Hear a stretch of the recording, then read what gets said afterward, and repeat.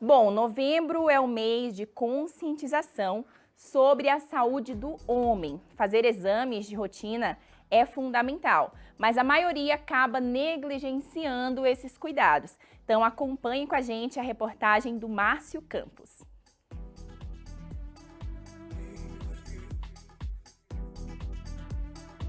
Taxista, 20 anos, Mário trabalha 12 horas por dia. Diz que a rotina corrida atrapalha para se cuidar. Aos 63, fez só um exame de próstata até hoje. Não sinto nada, não tenho nenhum tipo de problema, então você vai deixando, né? Praticar atividades físicas, ter uma alimentação equilibrada, não fumar e evitar o consumo excessivo de álcool são atitudes que fazem diferença no bem-estar e na prevenção de doenças. Mas a verdade é que nós, homens, somos mais descuidados, principalmente em ir ao médico e manter o check-up em dia.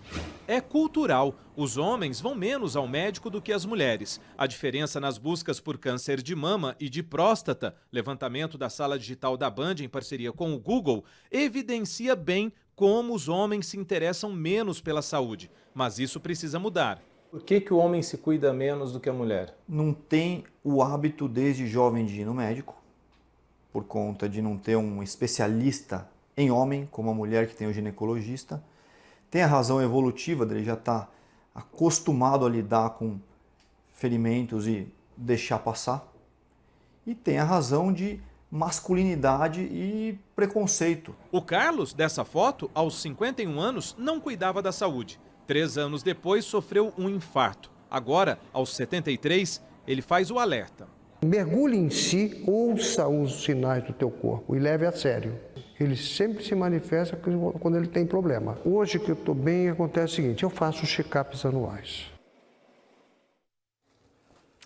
Pois é, gente, como foi falado então na reportagem, o Novembro Azul ele é um convite para que os homens cuidem mais da saúde, deem mais atenção, principalmente nesse momento. Então, existe o tempo da campanha, que é novembro, mas é importante cuidar da saúde durante o ano todo. E eu estou aqui com o oncologista, o Dr. Felipe, que vai nos falar e tirar todas as dúvidas sobre esse assunto que acaba sendo um tabu também para os homens, né, doutor? Boa tarde. Boa tarde. Microfone. Boa tarde, agradeço aos telespectadores que estão nos acompanhando. Então, um tema extremamente relevante agora aqui em novembro, né? A saúde do homem. Falando em câncer, o câncer mais prevalente no homem, o câncer de próstata, uma prevalência ascendente, principalmente acima de 60 anos. Embora recentemente a gente tenha tido um aumento de população mais jovem, abaixo de 50 anos. E uma neoplasia que tem fatores de risco em comum para várias outras doenças, né? Como obesidade, má alimentação, consumo inadequado de alimentos que fazem mal à saúde, né? Falta de atividade física. Isso são coisas que podem influenciar, então, no diagnóstico. E são coisas importantes que vão estar influenciando no diagnóstico. E esse mês vem para divulgar esse alerta aqui aos homens, né? Que muitas vezes procuram menos, né? O auxílio médico em relação às mulheres. A gente vê que o homem tem mais tabu, tem mais medo de buscar o homem em relação à mulher. E esse mês vem para alertar essa campanha nesse câncer que é o mais prevalente, mas também que vai prevenir outras doenças muito prevalentes na população masculina. E o câncer de próstata é o mais comum entre os homens? Gineoplasia é o câncer mais comum entre os homens, então a gente tem uma prevalência aí acima de 15% dos homens com esse câncer. Se a gente levar em consideração o envelhecimento, populações de até 90 anos, essa prevalência pode chegar a 70%, 60%. Então, é uma doença que tende a ocorrer com o envelhecimento, né? Mas não só esse é o fator de risco, né? Principalmente outros fatores relacionados ao ganho de peso ao longo da vida, a uma má alimentação, rica em gorduras, pobre em vegetais, são fatores que vão estar contribuindo aqui para o aparecimento da doença. E a partir de qual idade que pode fazer esse exame? Então, a gente tem alguns exames que podem prevenir o aparecimento da doença, né? O exame mais divulgado é o PSA, é um exame simples de sangue, um exame bem barato, bem acessível, né? De sangue? De sangue. Ah, então tem essa opção do sangue, né? Porque todo mundo assim que a gente fala são os homens, né? Que é o público-alvo. Então, já acha que tem que fazer aquele exame que todo mundo tem medo, né? Que seria o famoso toque, né, doutor? Mas tem então a opção do sangue. Então, assim, são exames que podem ser feitos em conjunto, inclusive, né? O PSA junto com o toque retal. O exame de PSA, ele vai detectar a maioria dos casos de câncer de próstata. Detectar não, ele vai dar o alerta que pode ser um câncer E a partir disso, de um PSA alterado, o médico vai solicitar um exame de imagem e uma biópsia. Então, ele vai Ele vai indicar ali... Indicar que tem alguma coisa errada que deve ser investigado posteriormente, né? Mas junto dele também pode ser feito o toque retal. É um exame que tem muito tabu na população masculina, mas é um exame que é feito durante 10 segundos. Nossa, é rápido assim? Inclusive, ele pode detectar uma lesão mais avançada, porque um paciente que tem um câncer de próstata, que tem uma doença já detectável no toque, é uma doença mais avançada. Não é só um câncer de próstata. É um câncer de próstata mais... já está mais evoluído, mais agressivo, né? Exatamente. Então, ela nos dá uma informação extra, esse exame, né? E é algo rápido, então? É um exame rápido, é feito em 10 segundos. E além desses exames, um que se discute muito hoje de fazer, ainda não consegue se fazer amplamente, é uma ressonância de próstata, né? Que é um exame que consegue detectar também o tamanho e extensão da doença. Então, se discute isso de virar nível populacional, como é um exame que é mais difícil, a gente não tem tanto acesso à ressonância, então não é um exame tão feito, ele acaba sendo feito mais após um PSA alterado, né? Mas o PSA que você fala é o exame de sangue. O exame de sangue. Então, a partir desse é feito a ressonância e na suspeita de um câncer deve ser feito a biópsia, né? Que é um exame simples também, que é feito através de agulhas, né? São retirados pontos ali da lesão suspeita e esse material é levado para análise para fechar ou não o diagnóstico de câncer de próstata. Então não precisa ter medo, né? Pelo que você falou, é algo muito simples, muito rápido. Os homens geralmente têm medo, enfim, né? Começa naquela brincadeira entre homens ali, mas é algo muito, muito tranquilo, né, doutor? Muito tranquilo e principalmente esse rastreio com PSA deve ser iniciado a partir de 50 anos. Em população de mais risco, se discute fazer inclusive antes disso, até a partir dos 40 anos, né?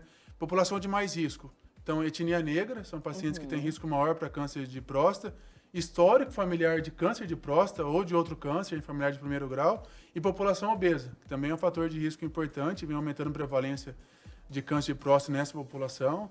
Então, esses pacientes deveriam iniciar, inclusive, esse PSA até antes de 50 anos, né? E nessa idade, né, ali a partir dos 40 anos, tem tido muita frequência de casos, né, descoberta, por exemplo, de um câncer com essa idade mais jovem? Isso, inclusive até o INCA mandou um alerta recentemente que teve um aumento substancial na população de 40 a 50 anos, né? População que a incidência costuma ser muito baixa, mas vem tendo um aumento, inclusive no Brasil e no mundo, né? Muito associado a esses hábitos, né? A população consumindo hoje muito produtos industrializados, embutidos, enlatados, tudo em saquinho, né? Isso vem aumentando muito a prevalência de câncer. Esse aumento de gordura corpórea ao longo da vida, né? Então, com o envelhecimento, deixa de fazer atividade física, come alimentos mais ricos em gordura, mais ricos em massa, em carboidrato, que por fim acaba por virar gordura corpórea, principalmente no abdômen. Essa gordura é a gordura de maior risco, não só cardiovascular, mas também para o câncer de próstata, né? É mesmo? Ela é vilã para o câncer de próstata aqui também. Ou seja, quando a gente fala de saúde, a gente sempre volta para o básico, né? O feijão com arroz. Sim. Atividade física, uma alimentação saudável, ter uma rotina boa ali de sono também, tudo isso influencia para evitar a doença. Exatamente, tudo isso, que é o básico que acaba não sendo feito, né? Porque hoje em dia as pessoas tendem a fazer o mais fácil, né? É muito mais fácil buscar um produto que vem num saquinho pronto, né, para consumir, do que ter que ir lá comprar os vegetais, descascar esses vegetais e prepará-los, né? Que vai levar mais tempo. Também tem a questão aí de custos envolvidos. E a atividade física, né? Que as pessoas acabam não tirando 1 hora por dia para realizar a sua atividade física diária, que deveria ser um hábito, né? Um hábito que nem todo mundo tem, né? Às vezes, hoje em dia com celular, com televisão, com um monte de coisa que distrai a gente, o tempo passa e a gente não faz aqueles 15 minutinhos de caminhada. Já dá diferença? Uns 15 minutinhos assim de tempo de atividade física? Dá diferença, mas o ideal é tentar progredir. Quanto mais consegue fazer com mais intensidade, mais tempo, mais benefício em diminuição de risco tem. Então tem estudos mostrando, inclusive, cada vez mais nessa linha. As pessoas que conseguem graduar, ter mais intensidade na sua atividade física, acabam reduzindo mais ainda o risco, não só do câncer de próstata, né? A gente tem bastante dados sólidos em câncer coloretal, também em câncer de mama, E aqui em câncer de próstata também não é diferente. Aham. Então, assim, doutor, falando sobre um pouco mais sobre a campanha, a gente está no mês que é falado com mais intensidade sobre o câncer de próstata nos homens, né? Então, como que está essa questão de demanda? Os homens aqui de Cascavel da região estão procurando bastante fazer exame? Como que está essa demanda para vocês? Eu percebo que tem um aumento, assim, um pouco maior, assim, os homens estão procurando um pouco mais auxílio médico no geral, mas muitas vezes ainda continua sendo empurrado, né, pela esposa, pela irmã, pela família, a buscar o auxílio, né? Não, ou infelizmente mais quando já surge uma queixa, um sintoma, porque o câncer de próstata ele pode se apresentar muitas vezes já com principalmente no SUS, né? No SUS, por exemplo. O paciente que descobre a doença, ele tem muito mais chance de descobrir uma doença metastática, já com uma dor óssea, uma dor na coluna, uma dor no quadril, que já muitas tá vezes evoluída, a né? doença já saiu da próstata, já está em outro local, né? E raramente se descobre na fase de PSA alterado, quando não tem nenhum sintoma, né? Mas a partir Que é o ideal, que né? é o ideal, que a chance de cura é bem maior. Aham. Mas a doença também pode ser descoberta por alteração no jato urinário, por sangramento, por algum caroço na região inguinal que pode ser descoberto. Isso pode levar a suspeita e levar a se fazer os exames de PSA e de biópsia prostática. Perfeito, doutor. E onde que a gente encontra nas redes sociais? Então, atualmente eu trabalho no CEONC, também tenho meu perfil hoje de Instagram, a gente divulga algumas informações também sobre saúde. Quer passar o seu Instagram, então, para a galera que está assistindo acompanhar?